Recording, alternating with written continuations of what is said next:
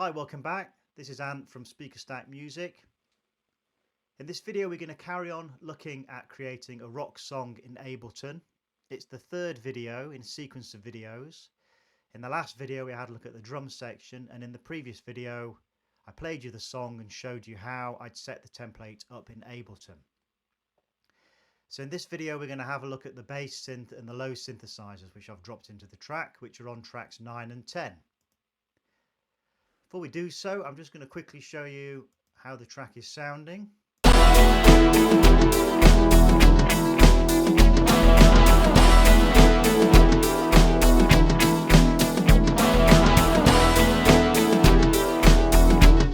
So you can hear it's quite a heavy rock song.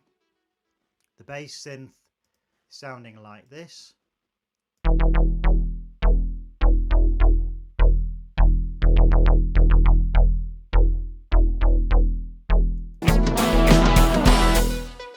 And there are some sections where it varies, such as this.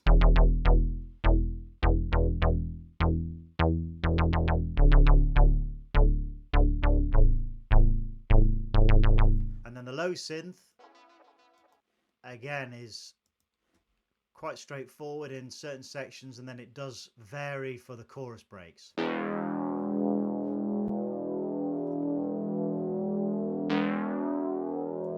And then if you go to the chorus breaks,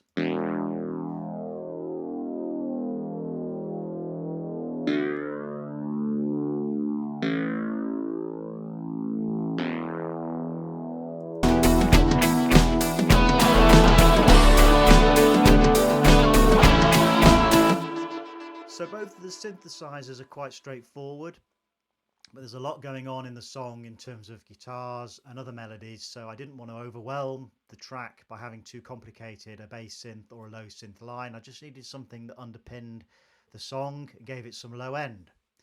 So if we look at the bass synthesizer first, how I've created this is by using an analog instrument from Ableton's presets, and you find this by clicking on this arrow up here, going to Instruments, then to Analog, and clicking on that and dragging it in. So you're not using any of the instrument presets that we have in here, you're just using the analog instrument template.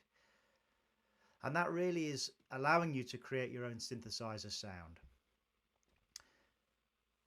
I've then changed the shape of the filter to a saw wave filter, lowered the octave to -1, set the frequency at about 25% and the resonance at about 45%. I've also added some vibration and unison down here. I've got the vibration set at about 9% and the unison, which kind of has the effect of detuning it, at around 10. Set the level around 18 decibels, but I think that is what comes out on the template anyway when you drop it in. I've then added a couple of EQs. The first EQ was just to create some greater decibel levels at the lower frequencies, and then the second EQ was just to refine it, and I've also added a compressor just to boost up the sound a little bit. So if I just play that again, you'll hear that's how that's coming out.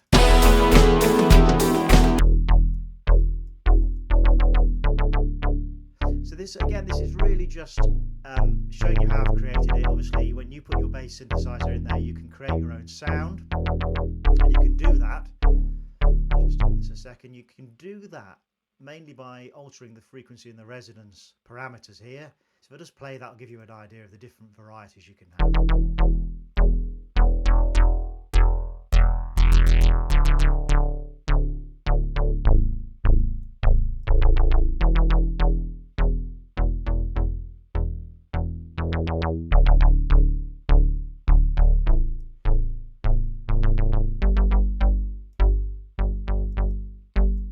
The detune and the vibration vibrato sections down here. You can change the sound if you click on those. The other thing to say on this is that this is the sound envelope and what's happening to the sound. So what we've got here is if you shift this across, you're actually introducing the sound of the notes in more gradually into the track. So I want a short, sharp note to begin with, and then that is dropping to a more sustained level, and then it slowly peters out a little bit to the end. So again, you can mess around with the envelope here to create the kind of sound that you're looking for.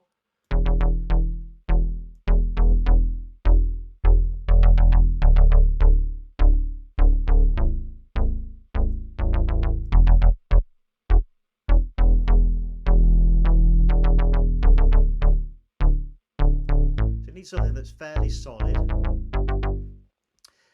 and then obviously we've added in some EQ.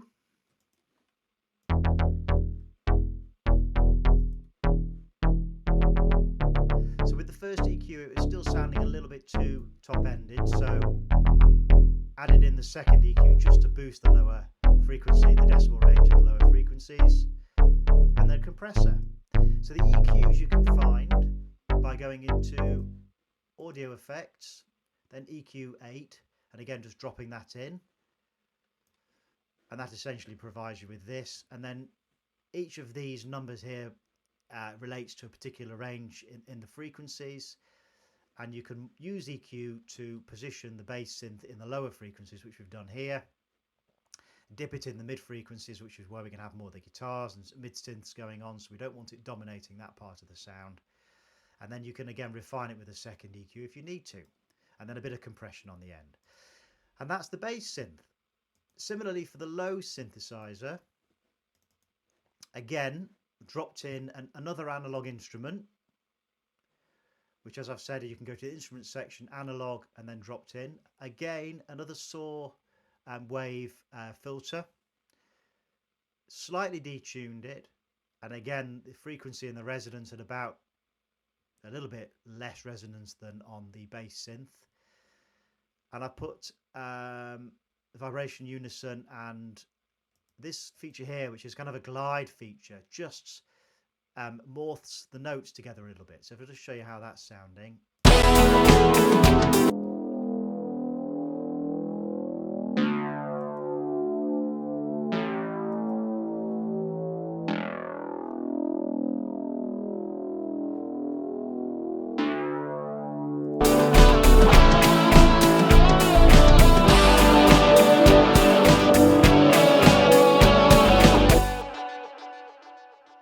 And in terms of the kind of the shape of the sound here, again very similar, very sudden note coming in, and then just allowing that to kind of elongate itself out there, so it's not actually cutting the note off quickly to begin with.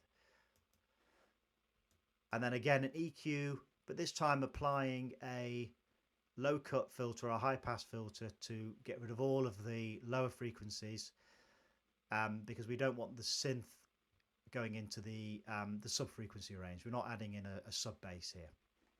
A bit of chorus just to broaden and widen the sound and push it back in the mix a little bit, and again some reverb, touch of reverb again, just to again push that back in the mix. So both chorus and reverb are really good if you don't want the instrument to stand out in the forefront of the mix, to be less prominent, so just to push them back and sit them within the sound. So I've added some chorus and reverb, and then I've just boosted the sound a little bit with some utility, which again, if you go into audio effects, all of these effects can be found in audio effects. You've got the utility down here, you've got reverb, and you've got chorus, which again I've just dropped in without going into any of the particular parameters. I've just dropped in the actual template itself, which you can do just by clicking on the main instrument there, or instrument effect, and dropping it in.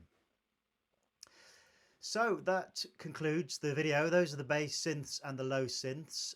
In the next video we're going to be having a look at some of the mid synths we've put in, and carrying on giving you a breakdown of the song. So thanks for listening. If you found it helpful and of value, please subscribe to the channel and like the video, and I'll see you in the next video.